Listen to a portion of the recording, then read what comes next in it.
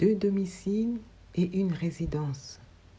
En tant que l'homme de Galilée et durant son ministère, Jésus-Christ a domicilié dans son quartier général qui était situé à Capharnaüm à Galilée en tant que locataire parce qu'il disait qu'il n'était pas de ce monde. Jean chapitre 8 verset 23. En tant que le Fils de Dieu, Jésus-Christ a trouvé sa résidence pour un laps de temps sur la croix où il a dépouillé les dominations et les autorités et les a livrées publiquement en spectacle en triomphant d'elles par la croix. Colossiens chapitre 2 verset 15. En tant que propriétaire, Jésus-Christ est retourné dans son domicile éternel où il est assis à la droite du Père, et de là, Jésus-Christ reviendra pour juger les vivants et les morts.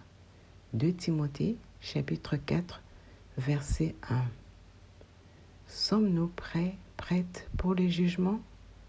Dans ce monde, nous avons des domiciles et ou des résidences, mais notre domicile éternel est dans le royaume céleste, auprès de Jésus-Christ. En effet, c'est dans sa résidence, notamment sur la croix, que Jésus-Christ a vaincu les dominations et les autorités, et de ces faits, il est donc préférable de prier en chassant les dominations et les autorités et en proclamant la parole de Dieu lorsque nous arrivons dans un lieu de résidence, Airbnb, ou dans une chambre d'hôtel, etc., car ce lieu de résidence est différent de celui du domicile où la prière et la parole de Dieu sont ancrées et arrosées jour et nuit, comme ce fut au domicile de Jésus-Christ à Capharnaüm, où la parole de Dieu fut enseignée